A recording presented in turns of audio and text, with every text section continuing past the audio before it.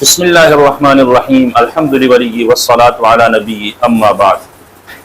محتشم سامعین حضرات، ذوالقویسرہ کے روحانی بیٹے ولید بن مغیرہ کے وفادار فرزند دور حاضر میں وَكُلٍّ بَعْدَ ذَلِكَ زنیم کے کامل مصداق پیکر دجل و فریب میری مراد ساجد خان دیوبندی کی ایک پوسٹ مجھے موصول ہوئی جو کسی صاحب نے سینڈ کی، جس میں موصوف نے عید میلاد النبی کو غدیر کے ساتھ ملایا۔ عید غدیر جس کو روافظ کہتے ہیں اس کے ساتھ ملایا، عید میلاد النبی کے دلائل کو روافظ کی عید غدیر کے دلائل بنایا اور ان دونوں کا حکم ایک ثابت کرنے کی کوشش کی، اور بریلویوں سے پوچھا کہ ان میں فرق بتاؤ اور عید میلاد النبی کا ثبوت کیا ہے، اور اس کو جو تم ناجائز مانتے ہو عید غدیر کو،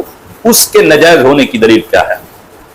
میں کہتا ہوں علماء بریلوی سے تو ہم ثبوت بعد میں دیں گے، ان کے یہ بابے جن کو یہ فخر سے اپنا باپ سمجھتے ہیں، روحانی باپ، یہ میں کوئی برا نہیں کہہ رہا، یا اپنے آپ کو ان کا روحانی فرزند کہتے، بیٹے کہتے ہیں، پہلے تو میں ان کے بابوں سے ثابت کروں گا، ان کے اکابر سے ثابت کروں گا کہ عید میلاد کیا ہے اور عید غدیر کیا ہے۔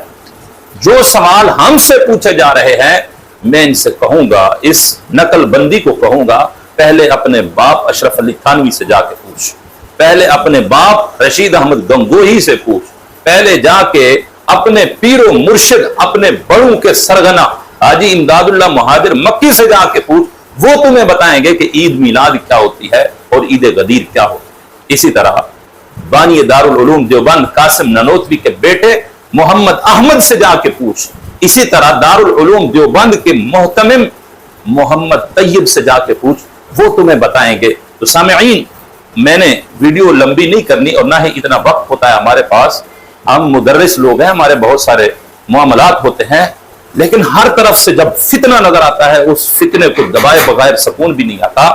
یہ کتاب ہے فیصلہ ہفت مسئلہ کی وضاحت۔ فیصلہ ہفت مسئلہ، اس کو لکھنے والا حکیم الامتین کا اشرف علی تھانوی، اس کی وضاحت کرنے والا ان کا قطب الارشاد فقیہ العصر مفتی رشید احمد گنگوہی ہے، اور یہ رسالہ لکھوانے والا شخص وہ ان کا پیر و مرشد حاجی امداد اللہ مہاجر مکی، اور اس رسالے کو عوام میں مقبول کرنے کے لیے، اس کی مقبولیت پیدا کرنے کے لیے بانی دارالعلوم دیوبند کا بیٹا محمد احمد ایک خواب گھڑتا ہے، اس خواب کے اندر معاذ اللہ رسول کریم صلی اللہ علیہ وسلم کو رشید احمد گنگوہی کے حلیے میں پیش کرتا ہے کہ سرکار علیہ السلام رشید احمد گنگوہی کے حلیے میں آئے، اور سرکار نے آ کے اس رسالے کی تائید کی۔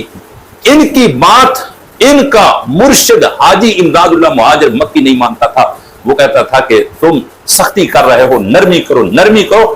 اس سے منوانے کے لیے انہوں نے خواب گھڑا جس میں رسول کریم صلی اللہ علیہ وسلم کو العیاذ باللہ رشید احمد گنگوہی کے حلیے میں پیش کیا گیا کہ رسول کریم صلی اللہ علیہ وسلم رشید احمد گنگوہی کے حلیے میں آئے۔ رشید احمد گنگوہی وہ شخص جو اللہ کا بھی دشمن، اللہ کے محبوب علیہ السلام کا دشمن، اللہ کو معاذ اللہ جھوٹا کہنے والا ہے، اور پھر محبوب علیہ السلام کی ناموس کا غدار ہے، براہین قاطعہ کی تقریز لے کے اس کی تائید و تصدیق کر کے نبی کریم صلی اللہ علیہ وسلم کے علم کو شیطان کے علم سے کم بتانے والا شخص اس کے بارے میں یہ کہہ رہے ہیں کہ نبی کریم صلی اللہ علیہ وسلم اس کے حلیے میں آئے تاکہ یہ رسالہ مقبول ہو جائے۔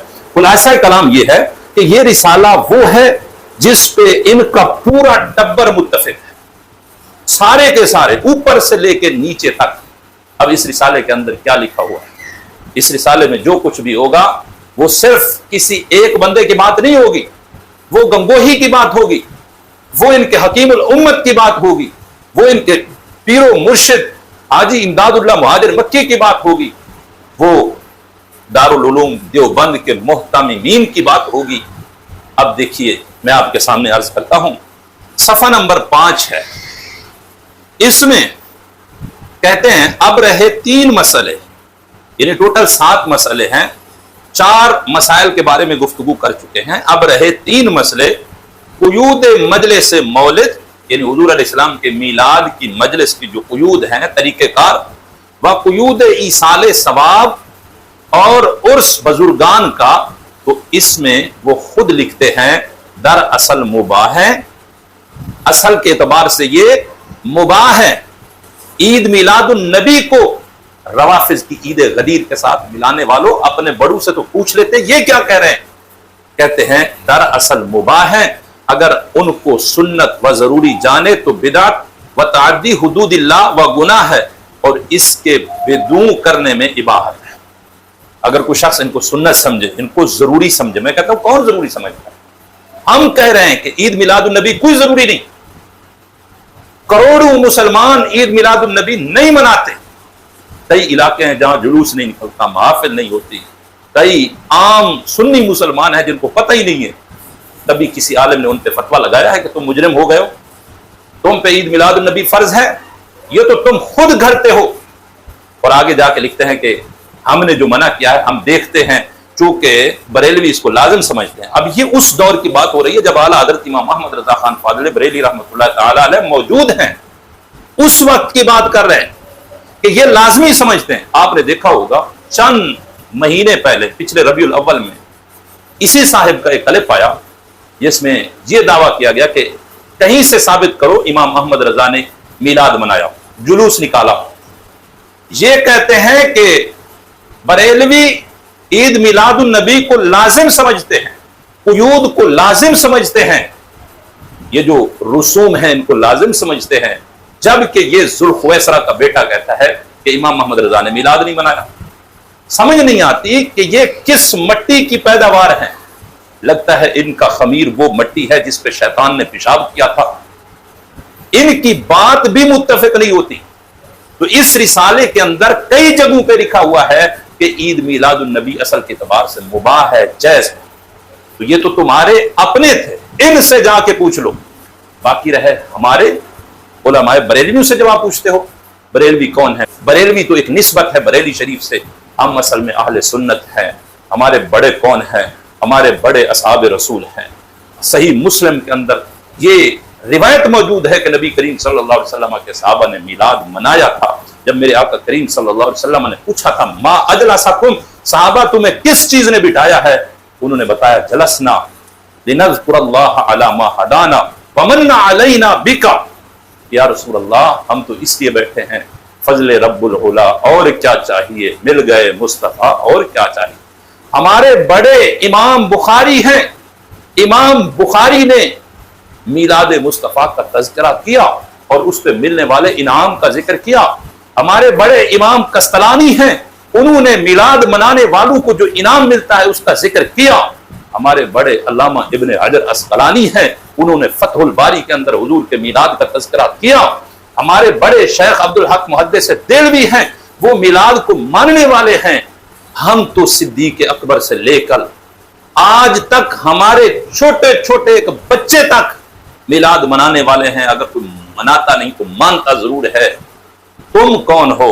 تم وہ ہو جب میرے آقا کا میلاد ہوتا ہے، ولادت ہوتی ہے، تمہارے چہرے بگڑ چکے تھے، تمہارے بڑے نے انکار کیا تھا، ابلیس نے، اس پہ لعنت اور پھٹکار پڑی تھی۔ اس وقت سے لے کر آج تک ساجد خان دیوبندی تک سارے کے سارے مردود پریشان ہیں۔ حضور کے میلاد سے ان کو چڑ ہوتی ہے۔